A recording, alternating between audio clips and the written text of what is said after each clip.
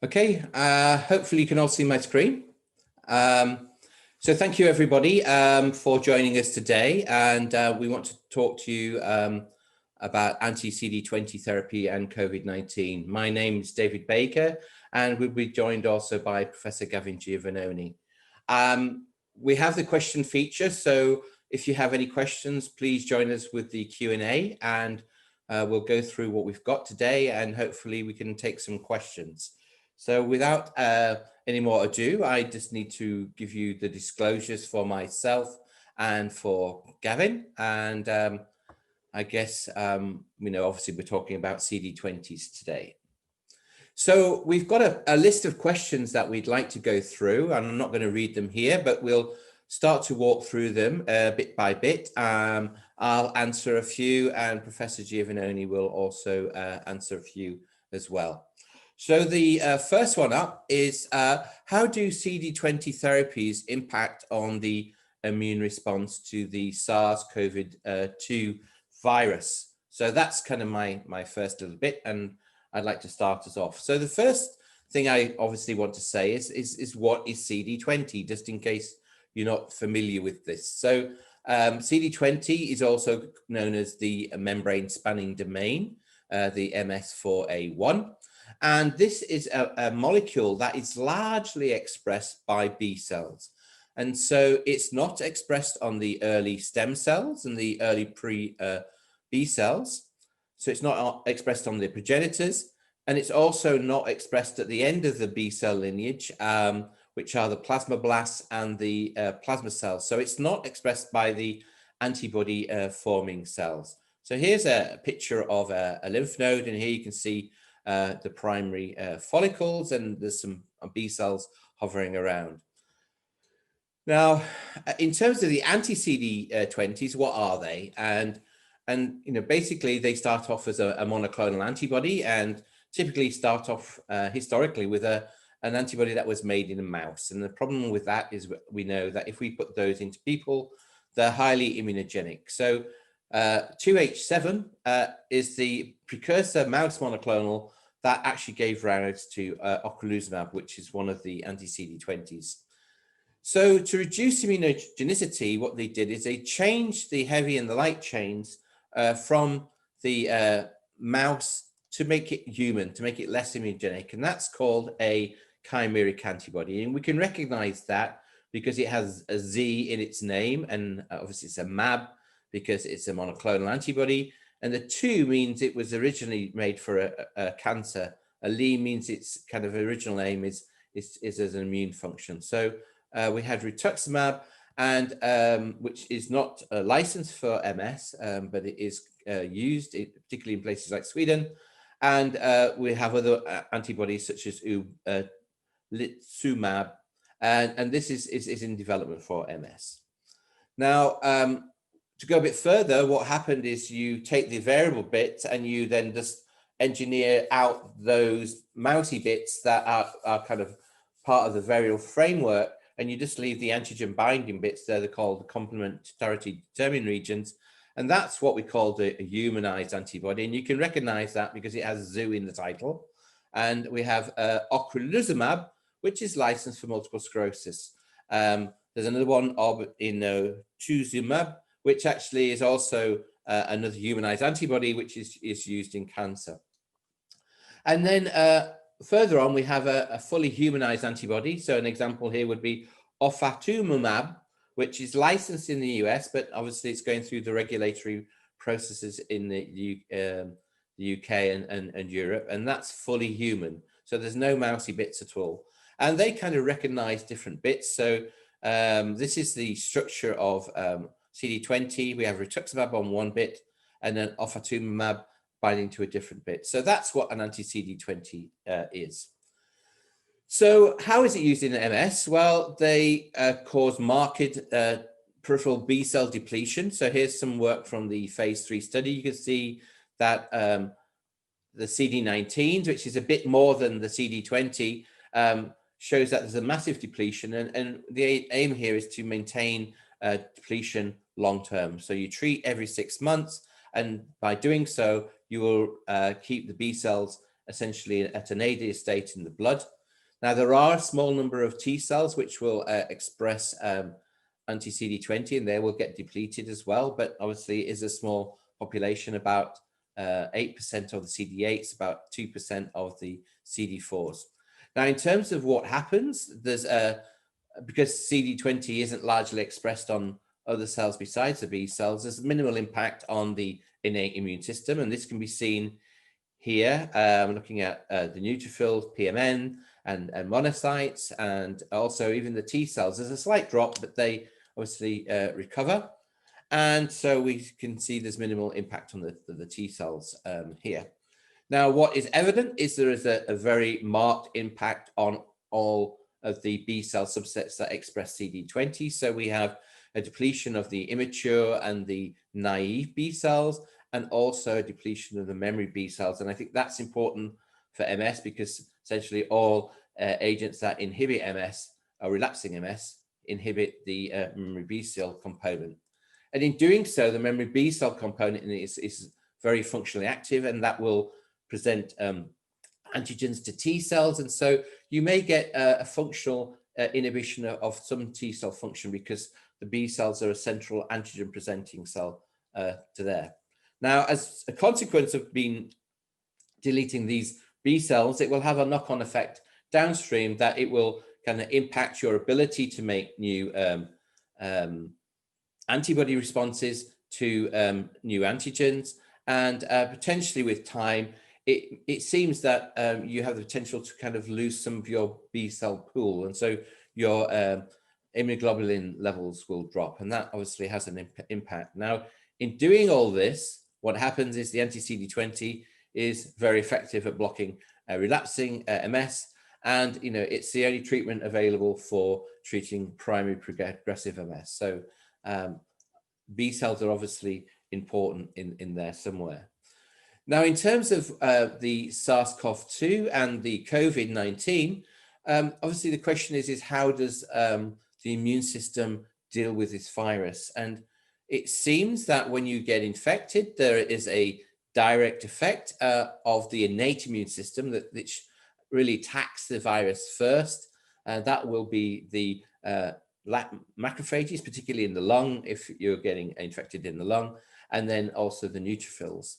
That will then recruit the T cells via antigen presentation, and you'll get an anti-CD8 response, and that may be enough to actually get rid of the virus. So if you look at the viral removal, sometimes it will happen within a few days, which is quicker than the antibody response forms. And certainly that can be seen in animal experiments where you actually know when the animals were infected.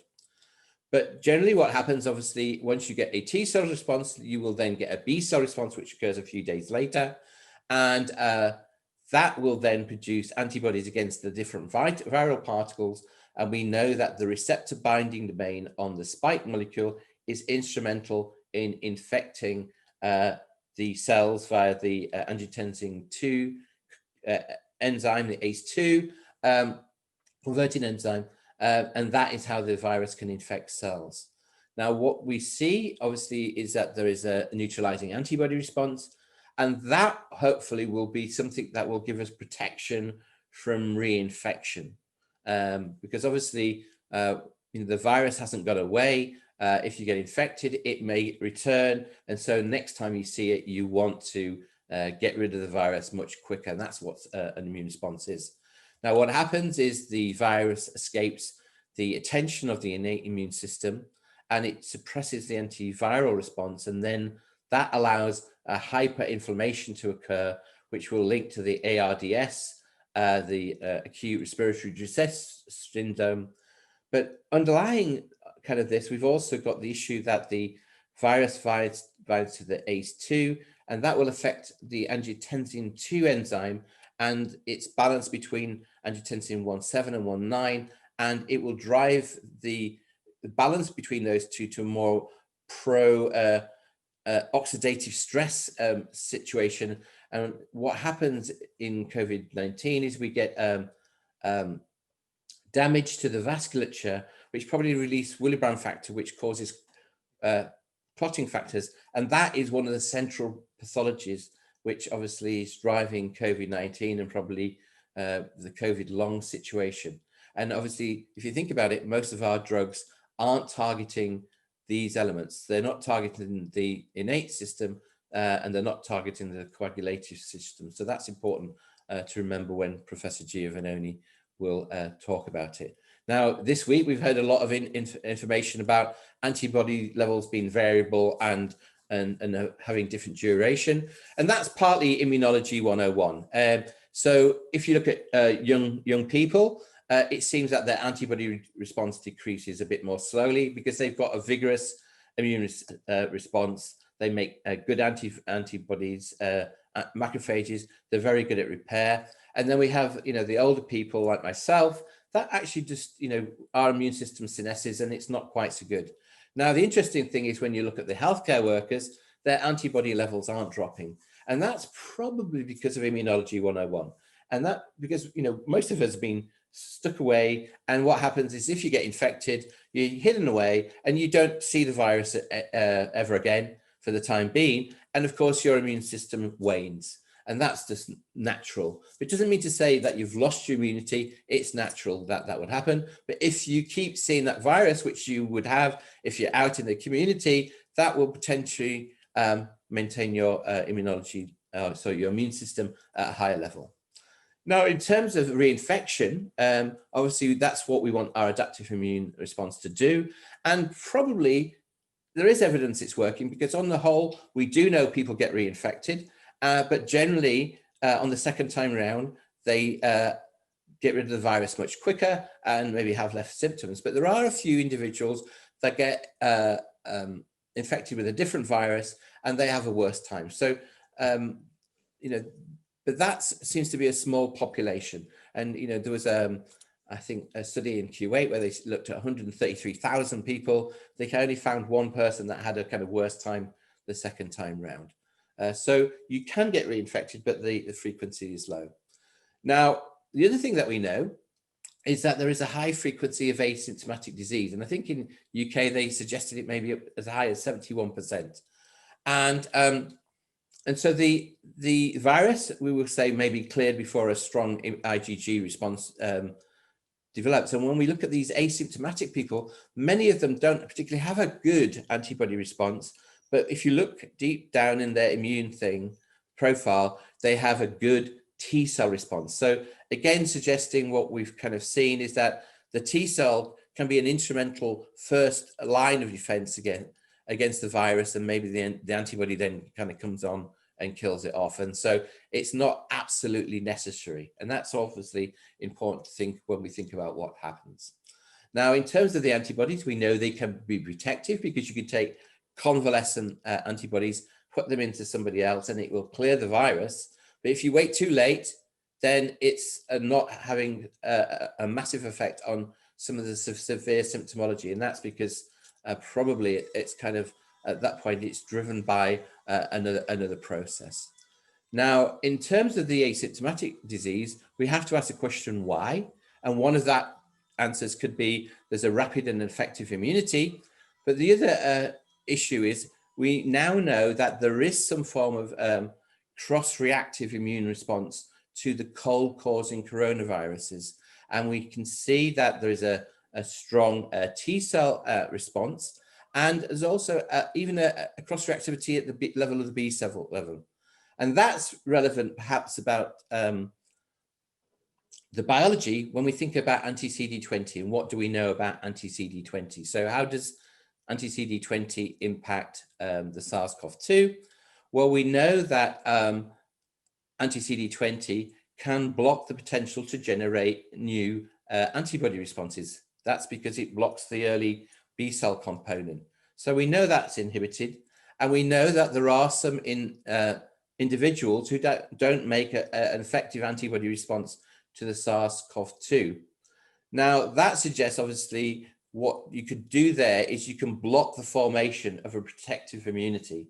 So by blocking the formation of the cold-causing coronaviruses, you could obviously block any protective immunity that may cross-react with the SARS-CoV-2. Now, the other thing that happens with persistent B cell depletion is that you can get hypogammaglobulinemia. And with the IgM, that's actually more noticeable. So the IgG is only dropped by about 17%. This is after about 5 years. Obviously, that's the median, and some people will kind of do worse than that. And if we look in the kind of the first year, it's not particularly low. Now, IgA would be interesting because that's going to be produced at your mucosal surfaces, and that's where you will encounter the virus. Now, again, that's not particularly depleted early on. The interesting one is IgM, and within 5 years, your level of IgM is decreased by about 50%, and that drops by about 20% even within the first 6 months. And the interesting thing here is IgM is your first line of defense against an infection. And it's been suggested that if you don't have a good IgM response, that will increase your potential for viral load. And that is obviously a risk factor to convert from asymptomatic disease to symptomatic disease. Okay, so what would happen there, of course, is that it would give you a loss of protective antibody. So I'm going to stop now. I'm going to stop sharing, and I'm going to hand the screen back to Professor Giovannoni. He's going to answer the next set of questions. So you can see my screen, okay? So the questions I'm going to address is about anti-CD20 therapies increasing one's risk of COVID-19, and should we not start or stop the anti-CD20 therapy during the pandemic?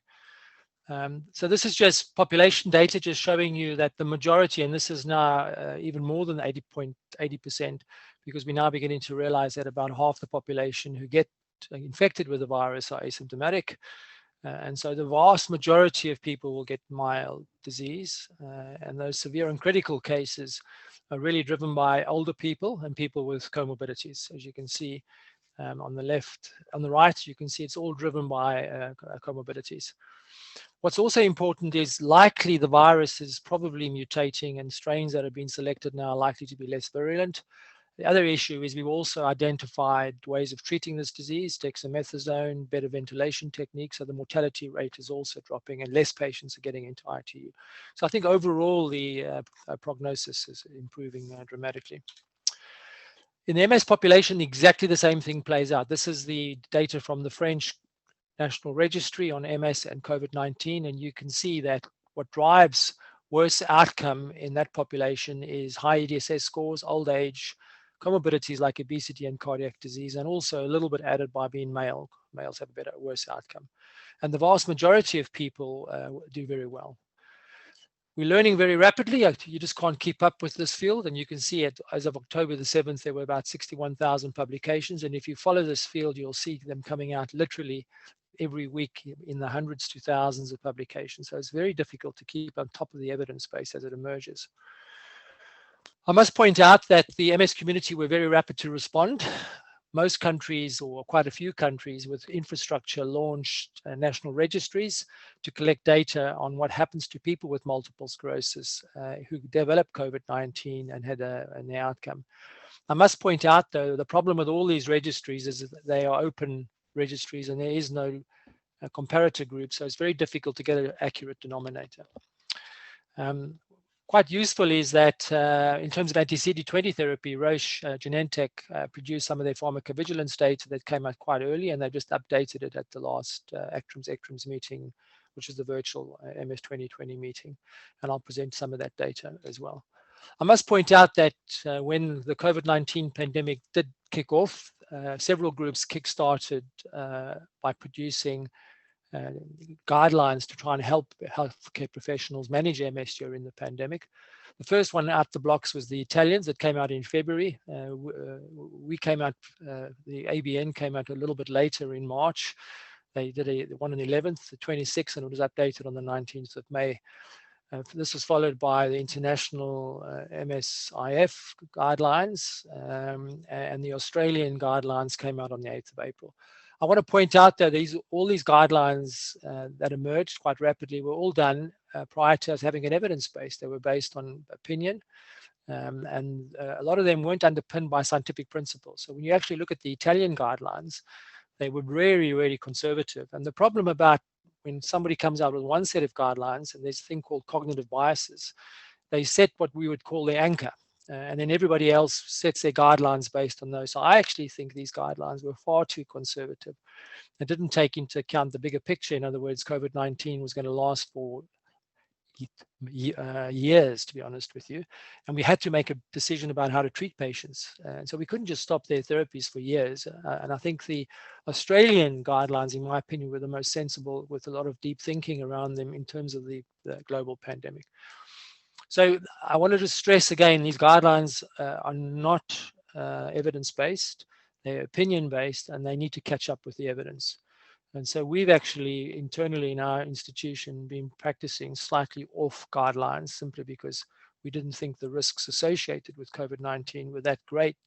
And we thought that people with multiple sclerosis should be treated appropriately, as we were treating them prior to COVID-19, to be honest with you. So the first registry data, one of the first registry data to come out was the French, and this just shows you that if you look at all the DMTs, there's no real obvious signal of severe outcomes. They had a severity score from 1 to 7. So if you look at the dark blue, 4, 5, 6, and 7 as worse outcomes. You get a hint maybe with the anti-CD20s, ocrelizumab, rituximab, that there's more dark blue, but the real dark blue comes in the no treatment group. And so in the French cohort, actually not being on a disease-modifying therapy was a predictor of a worse outcome. Now that's actually biased. It wasn't the no treatment. People weren't on treatment because they tended to have more advanced disease. They're more likely to have progressive disease when we're older. So that's not the fact that the worst outcome wasn't driven by no treatment. The worst outcome was driven by the other factors that are associated with a poor outcome. But I think the gestalt of this picture is that there wasn't an obvious signal, striking signal in our patients on DMTs that there was a worse outcome. Next was the radar CNS to come out. So this was just a meta-analysis of Italian, Spanish, and Danish patients, 400 of them. And you can see that there is no real worse outcome compared to interferons and GA in terms of the treatments. There's a suggestion alemtuzumab and cladribine had a worse outcome, but when you actually look at the numbers of patients on alemtuzumab and cladribine, there was 15 out of 400, so it's about 5% of the patients. So I think it's far too low, far too few numbers to be confident about alemtuzumab and cladribine.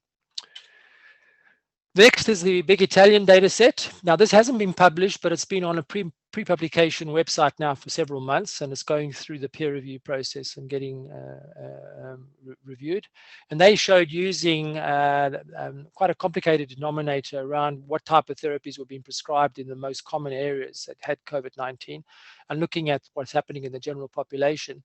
They showed that patients on anti-CD20 therapy, like ocrelizumab, had a greater risk of getting COVID-19. So you can see the odds ratio there is 1.84.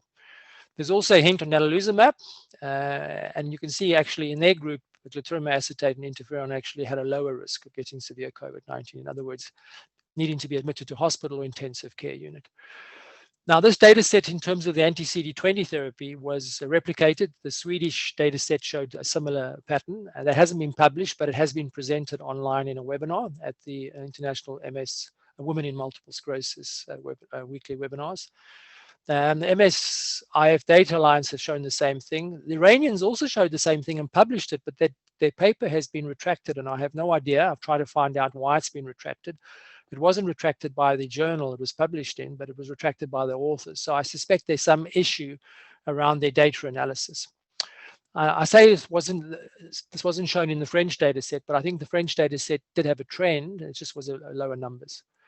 I also want to point out that there wasn't an obvious mortality signal, and that may be driven by underpowering. There may be not enough patients. But again, the risk factors that predicted mortality in this data set were identical to the French data set, older age, comorbidities, etc. So this is actually presented at the, this is the big data MSIF sharing initiative. It was presented by Steve Simpson-Yap at the virtual MS 2020 meeting. And they basically showed the same thing, that you can see on the right of this graph, when you look at rituximab, there's a clear signal of a worse outcome in terms of getting COVID-19 compared to the other DMTs. Interestingly enough, there wasn't a signal with ocrelizumab in this data set. There we are. Ocrelizumab may be suggesting, so this is now one of the characteristics of clinical outcomes. This is now ICU admissions. So these are people not only being admitted to hospital, but going into ICU. And again, you can see the anti-CD20 therapies look like they are a higher risk associated with them than the other DMTs. This is now looking at deaths, and there's no signal here with deaths. Now, the thing about deaths, it was only 48 events, so you may argue this is underpowered, and I would agree it's underpowered. But the important thing, if there was a signal or a big signal with deaths, we might have seen it by now. So I think the message you should say to your patients, we have not seen a signal of increased mortality associated with any of the DMTs being used. And I think David's just highlighted that in terms of the immunology, that's kind of compatible with the immunology. Our DMTs really impact on the parts of the immune system that are responsible for clearing the virus, innate and adequate T cell responses. This is just looking at ICU admissions. I've already shown you this slide.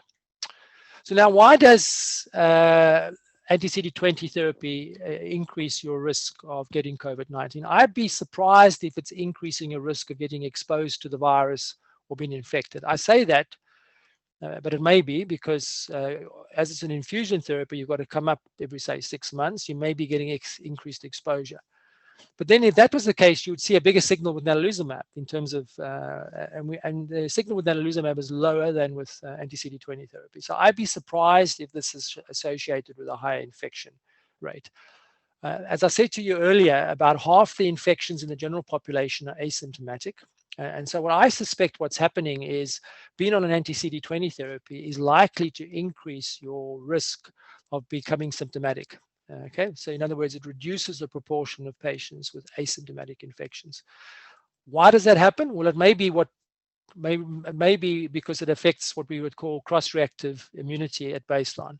David's just mentioned to you that a significant number of the general population, and it's between 40 and 60% in immunology studies, have T cell responses, and a few of them have B cell responses that are pre-existing, probably induced by the community-acquired coronaviruses that protect us from getting coronavirus infection.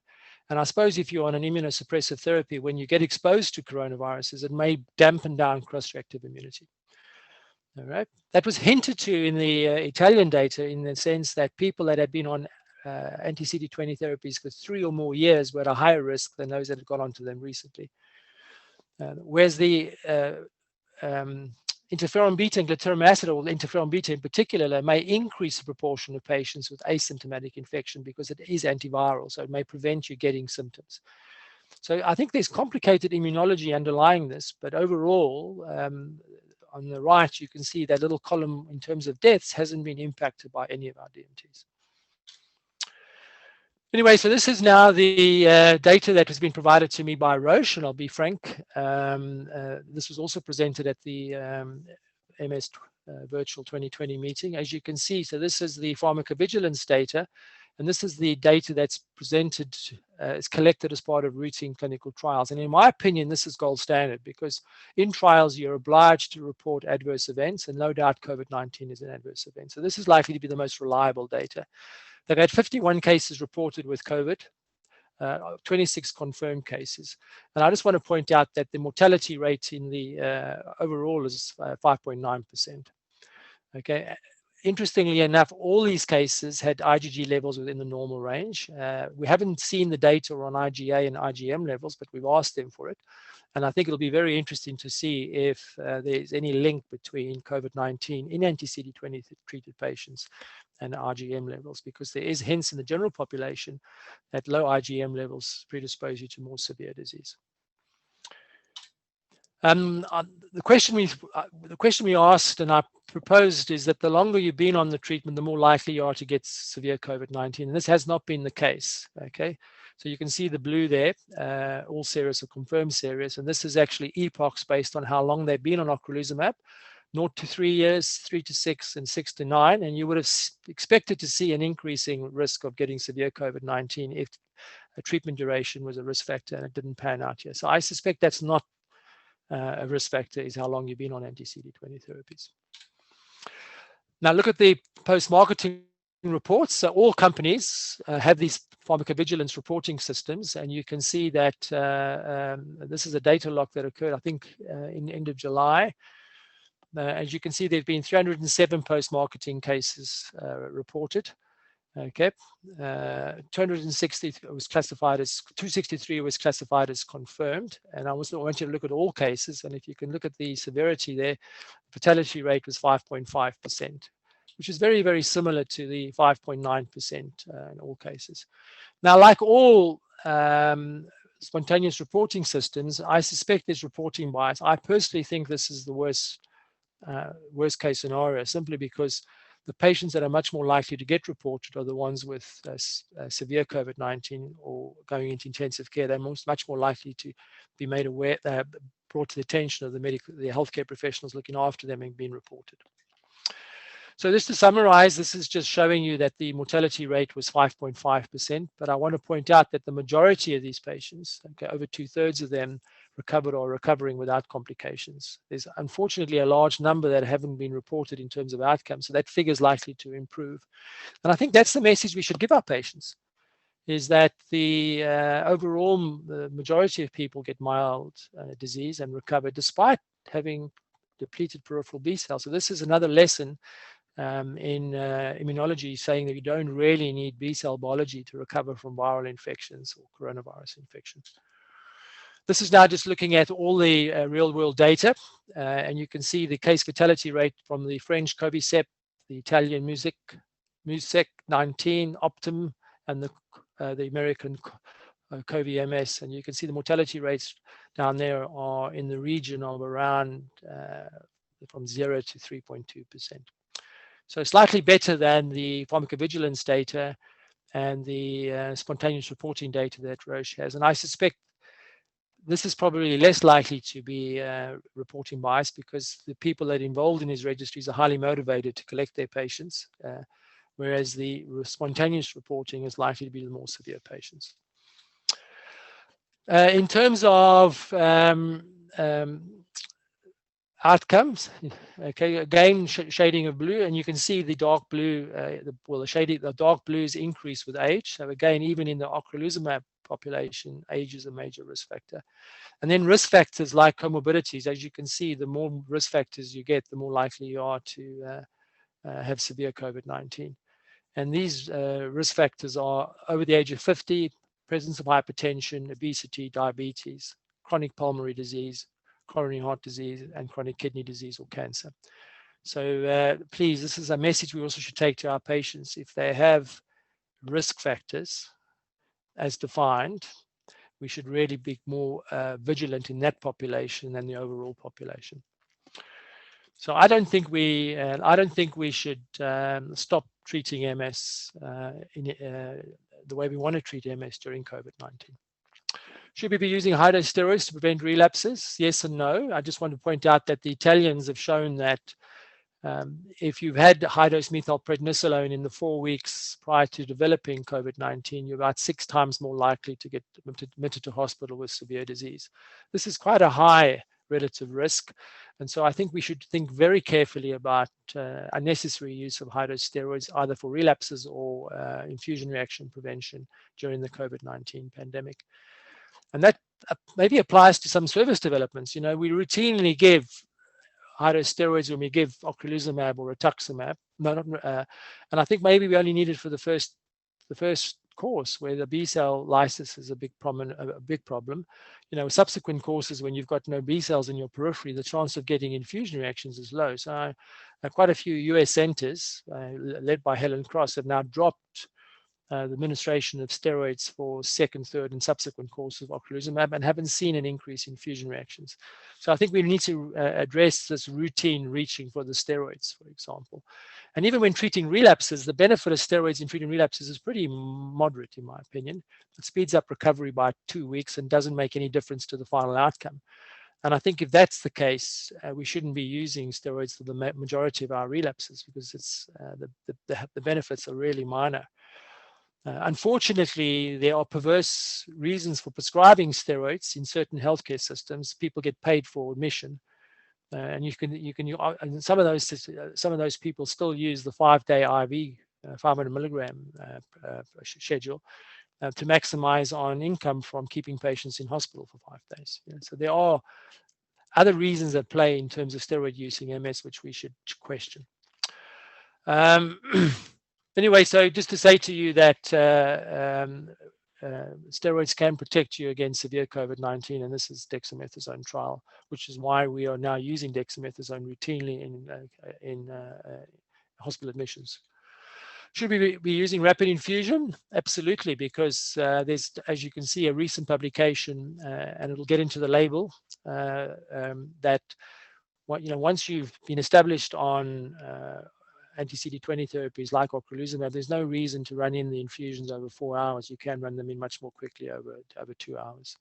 And you can see when you look at the conventional versus the shorter infusion time, there is no increase in infusion reactions. And once you've received multiple doses of anti-CD20 therapy like ocrelizumab, the risk of severe reactions drops dramatically. Should people treated with anti-CD20 therapy self-isolate? I'd say no. My personal opinion is we should only be telling people to self-isolate if they're really at high risk of getting severe or dying from it. I don't think the risk on anti-CD20 therapy justifies this. When you've got a low risk and you double a low risk, it's still a low risk. And also, as you really should be aware by now, self-isolation comes with the danger of mental health issues, etc. So I think we should try not to tell our patients to self-isolate. The exception has been obviously advanced MS, so people older than 70 or older than 60 with comorbidities, and also people with a history of recurrent chest infections and or swallowing problems. Those people are at high risk of getting not only secondary pneumonias if they did develop COVID-19 pneumonia. My personal opinion in terms of our treatments, the only ones that really worry me in terms of immunology are HSCT and alemtuzumab, and that's really upfront.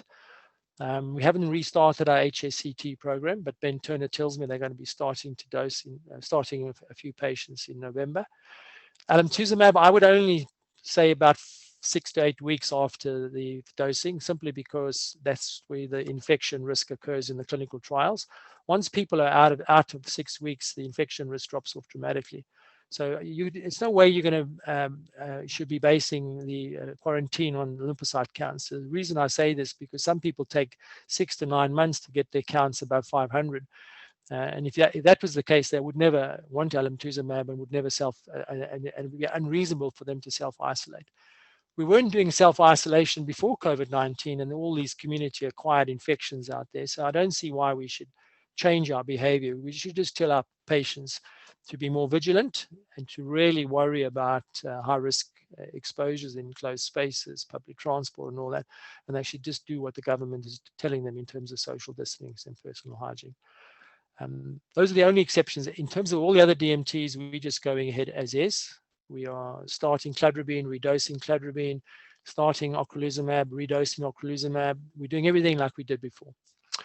We are telling our patients to self-isolate after hydrosteroid treatment for 14 days. And obviously, if somebody's got COVID-19, you've got to, or they swab positive for the coronavirus, they've got to self-isolate for 14 days. That may change because the government's wanting to bring that figure down to 10 days or 7 days because they're having problems with adherence to the current guidelines. So now I'm going to hand back to David, who's going to talk to you about vaccine responses. So thank you, Gavin. Okay, so hopefully I've got the screen back and you can see my screen, and I'll just go on to the last bit of the presentation before you can start to ask as many questions as you like. So the question is will people with MS on anti-CD be able to have anti-SARS-CoV-2 vaccine? So the first, obviously, question there is will one arrive? And we just don't know. And you know, historically, we've got cold-causing coronaviruses, and they recur. We don't have vaccines against them, so we'll have to watch this space. Now, there are a number of different vaccines on the go, and if you want to actually see how they're going, there's a website here I gave a link to called Vaccine Tracker, and it kind of tells you an up-to-date thing, what's going on in the kind of the pharmaceutical world and what trials are ongoing. Now, in terms of the vaccines, there's lots of different types of vaccines. There are attenuated viruses. The front runners are the adenoviral vectors. So you have an adenovirus that then produces a protein that's from the SARS-CoV-2. Typically, most of the vaccines initially have been focused on the spike protein of the coronavirus, and that's because the receptor binding domain is there, and that's what is important in kind of viral attachment and infection. In reality, I think a better thing will be when we actually focus on other parts of the virus as well. Now, in terms of if you've got MS, will you get a vaccine? I think obviously the question is at the moment, generally it's contraindicated against people having live vaccines. And obviously that is obviously relevant to the adenoviral vectors because they are live viruses, although they are kind of replication hampered. So we'd have to watch this space. Now, the front runner there is the Oxford vaccine, which is an adenoviral vector. And then shortly on its tail is another one that is an RNA vaccine. So that is kind of something you will inject, and that will then form the body to make protein, and that's what your immune response will. And that's not live. And so obviously for MS, that one would be a real possibility without too much worry, I guess. Now, actually, believe it or not, we actually have vaccines approved. And the first place it was approved is in Russia. And this is just a thing to show you the daily rate of infections reported in Russia. And the first vaccine approved in Russia was Sputnik 5, which is 2 adenoviral vectors. Now, I will point out these have been approved without phase 3 testing. So although there are a phase 3 tests, it's actually kind of broke the regular way that we do things. So we'll have to watch this space, but nevertheless, it will be interesting to see how this population fares, because obviously it will give us some insight, maybe what happens when the kind of licensed vaccines arrive, which obviously, hopefully will be soon. Now, in terms of a vaccine, the question is what will happen if you take an anti-CD20? And data has emerged recently to obviously suggest that if you are taking anti-CD20, then you will have a blunted vaccine response on the whole. So here is a vaccine response to 2 different vaccines, the PPV vaccine, which is obviously for protecting against pneumonia, and kind of a surrogate scientific type thing is keyhole limpet hemocyanin. So that's blood from a keyhole limpet, standard immunological antigen. And you can see in these individuals that after kind of 3 doses, now people started 4 weeks after treatment when you're going to have, very, very low peripheral B cell level. And you can see that there's a diminution of IgM and IgG. Now, I will point out in some of the cases, in some of these vaccines, even though there are low levels, that's enough to give you protection against the viral infection. So the question is, we don't know how much COVID-19 antibody response you need to be protected. In fact, we don't know even if you need an anti-B cell response, because I think there's clear evidence that actually T cells are quite important. So, low levels of antibody may be important.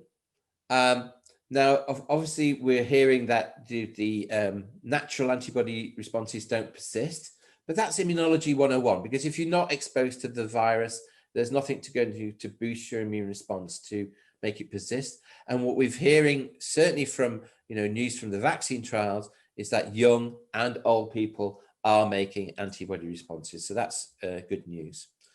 Now, obviously, that makes the suggestion that the key element here to stop reinfection is to make a neutralizing antibody response against the spike protein, because that's the core element for the vaccines. But in reality, what we're seeing is that obviously it's important to show that there's also a T cell immunity that is created by the vaccines, and that's because obviously the immunity may be T cell dependent. And it's quite interesting when you look at the COVID cross-reactive response, that people who have seen the cold-causing viruses have a T cell response to the spike protein already. And maybe what we need to be doing probably down the line is actually focusing our attention to get T cell responses, antibody responses to some of the non-spike proteins. Now, what we know with the CD20 is, if we give the vaccine 4 weeks after CD20, it will be partially inhibited. And obviously in some people that they don't make an anti-COVID-19 antibody response. Clearly, we've also seen people who have anti-CD20 depletion that are making an antibody response. And partly that also depends on your symptomology. So if you have mild symptoms, you tend not to make a strong antibody response. Now, obviously, it's making some people think about, well, should I stop my anti-CD20 to wait for that vaccine? And the question, of course, is there a vaccination window? And because, initially been suggested not to, to delay treatment. Now, if we go back to what we can find of information about what happens with anti-CD20 with ocrelizumab, you get a depletion of the B cells while you're on antibody. But even if you stop, you can see, 30 weeks later, you still have very, very low levels of B cells. And what happens is the memory B cells persist at a very low level. You can see here over 80 weeks, which is obviously, I think, a good thing, because that says if you stop, that maybe your MS won't come back, because I believe that, the important population is here. But obviously, as the CD19s repopulate, they're the immature B cells that will produce a new antibody response. So there is a potential window to allow for those B cells to reoccur while the memory B cells stay low. But if you're going to do that, you're going to have to wait for maybe 15 months or so. So again, we shouldn't be thinking about that at the moment, because we don't have the information to say that if you have anti-CD20, you cannot be vaccinated against the spike COVID. So I think we just need the data before we make any rash decisions.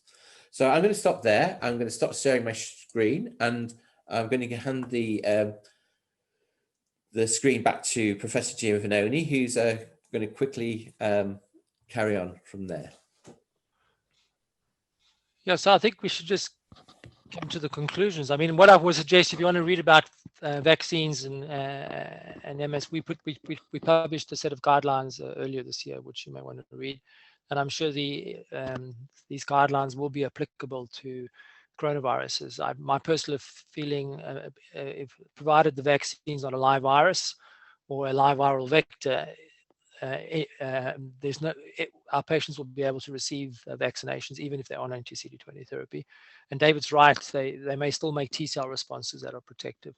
So my personal opinion is we have to individualize risk based on all the information at hand. And I think what's driving the risk is not the DMT, but the age and comorbidities. Obviously, the risk of COVID-19 is relative, and I think the factors outside of DMTs are the most important. Rapidly evolving evidence base. My personal opinion, the guidelines are not fit for purpose anymore. They're out of date, and we should probably update our practice based on the emerging immunology and the data. And hopefully the guidelines will catch up with the data at some point. Obviously, the coronavirus vaccination issue, which is a hot topic, I don't think we should cross that bridge until it arrives. It may not arrive, and I think we shouldn't do anything differently because we're anticipating a vaccine. We can cross that vaccine bridge when it arrives. And my personal, and this is a strong opinion, is undertreated, and that's happening. There are a large number of MS patients that are stalled in delayed diagnostic pathways. They're smoldering away out there, and they should be on treatment. An undertreated disease, a lot of people are switching patients or starting patients on suboptimal, in my opinion, platform therapies. And I think the risk of undertreated or untreated MS is much larger at a population level than the risk of COVID-19.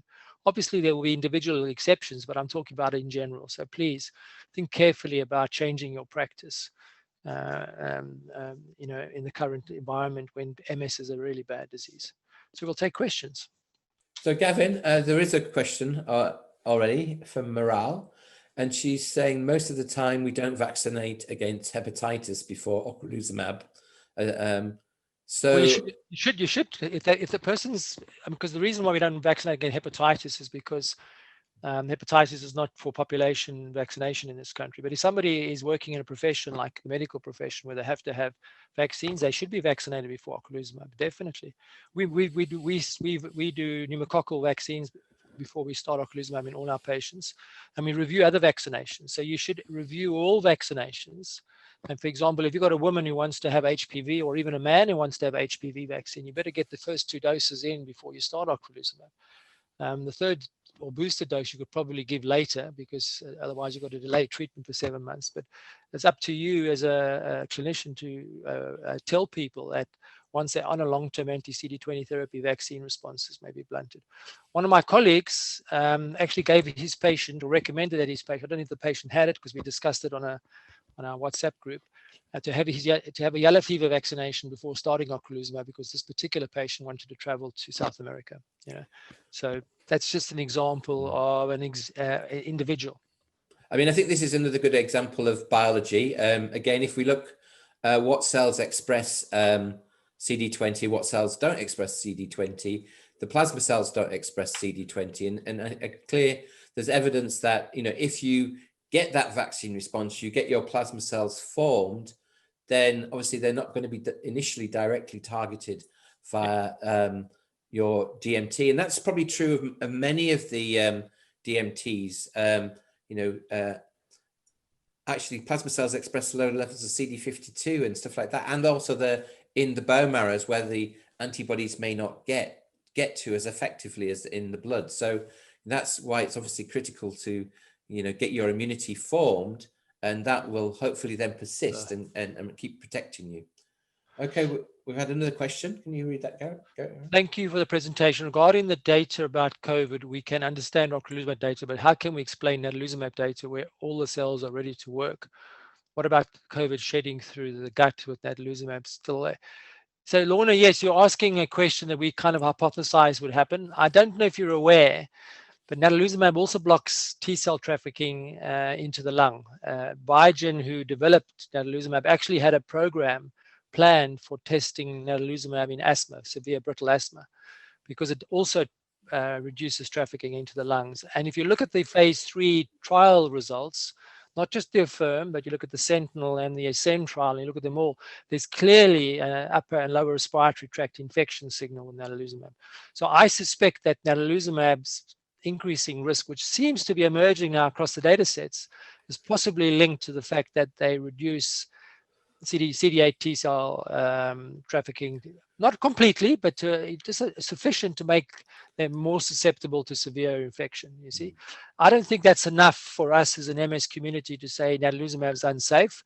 I think it's relatively safe because patients are recovering, but that may explain the natalizumab data. Maybe David's got a different opinion. Well, I think another interesting thing, obviously, is that the macrophages, the monocytes, express the CD49, and so potentially the monocytes will be inhibited in terms of their trafficking, and that could be also a potentially good thing, because what we know, obviously, the macrophages are important in kind of getting rid of the virus early on, but that may be the tissue macrophages.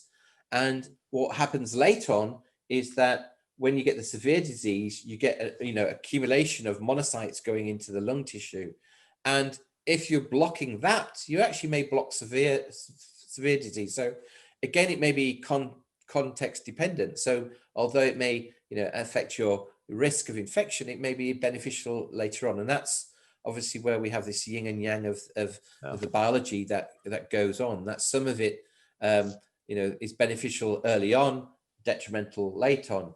And obviously, if we're thinking about our DMTs, they will be kind of, affecting both elements. And I think that's, possibly why, we're not seeing some of the, the high mortality rates that we were really fearing when this all kicked off. But we haven't really seen that, disaster zone of people being on DMTs that we were predicting when all the guidelines first came out. So Lorna, about the super shed, about these asymptomatic spreaders in the stool, it hasn't been looked for, and it should be looked for in our patients. But there have been case reports of people. There was a lady with lupus who was on mycophenolate, and she was shedding competent virus 7 or 8 weeks after she had her original infection. So this is not a new concept. This concept of not being able to clear wild-type virus because you're immunocompromised and you continue to shed it is well known, and it's described in a lot of viruses. Okay, CMV, it's described in I think influenza as well. So it's going to happen, and I mean that is an hypothesis we put forward in one of our publications very early on in it, that we should be looking for super spreading. And adalimumab is the obvious agent because it blocks trafficking into the gut. But until somebody actually does the experiment, it's just somebody getting motivated. So this could have been done. This particular question could have been answered 6 months ago. Mm-hmm. Which is actually it's got public health issues. If somebody gets COVID-19 and they're on adalimumab and they continue to pass the virus in their stool, that person is potentially a super spreader, and that needs to be. This is a public health issue, and we as an MS community or somebody motivated out there should get going and start studying this. No other questions? I mean, I want to just conclude. I just want to stress we're making a mountain out of a molehill. Obviously, COVID-19 is running rampant, but MS is a disease that needs to be treated. We're not going to stop treating our patients because of COVID-19. We're just going to be a little bit more vigilant around certain patients, but we're going to continue treating MS the way we want to treat MS. And now we've got good data to give our patients. And so if one of your patients is on an anti-CD20, you're not going to stop it because of this data. And similarly, if you've got somebody who's got very active MS and anti-CD20 therapy is the agent they want and they're suitable for that, are you not going to treat them because there's a slightly higher risk of them getting severe COVID-19 and need admission to hospital? No, they may not like that risk and want to choose something else, but that's up to the individual. But I think at the end of the day, you need to still put the data on the table and do it for them as well. And I think David and I've made the point that in relation to vaccines, I think it's premature to even think about delaying treatments and stopping treatments until the vaccine emerges. And anyway, the vaccine may still be effective, even though you don't make antibodies. You may make sufficient T cell responses to stop you getting infected or prevent you getting severe infection. So I've been trying to tell Genentech, Roche, and Novartis, who make ofatumumab, that they really should set up registry studies to look at this exact question. What happens to patients on the anti-CD20 therapies when the vaccine emerges and we vaccinate them? Do they make antibody responses? Are they neutralizing? And what's the T cell responses? Now, T cell responses are difficult to study. You have to use things like quantiferon or ELISpot or proliferative responses or pentamers. David, are there pentamers and tetramers out already for these antigens? I haven't seen them. There must be. They must be. I think there's everything out there. So just to explain to you, you can actually look at T cell frequencies by designing an MHC molecule that comes as a you either pentamer, 5 of them, or a tetramer. You link them together. You load them up with the immunodominant epitope, which will be probably the spike protein, and then you can just use FACS staining to see what proportion of those T lymphocytes bind that tetramer. And theoretically, they should be T cells that are reactive against that particular antigen. I must be honest with you, T cells are like prostitutes. They're very promiscuous. And so there's no guarantee that if a tetramer binds to it, it's necessarily a T cell that's going to respond. It's much more complicated. And that's why you've got to do proliferative. You've got to see if the cells actually proliferate and produce cytokines. This is complicated immunology and it's not done well. But I think the industry that make these antibodies should set up a central laboratory where it's standardized that we can do all these things and answer the questions. I'm not going to be doing it because COVID-19 is going away. I'm not Donald Trump. We're getting around the corner. I'm not joking. April, May next year, this is going to be history. Okay, and so we also mustn't forget that we're in the mid game now. If you play a game of chess, you've got the opening, you've got the mid game, and you've got the end game. Okay? yeah, we're in the mid game now, and we'll be entering the massive drop off in COVID-19. Hopefully. Okay, time to leave. Thanks very much. Thank you. Thanks, Dave. You're welcome.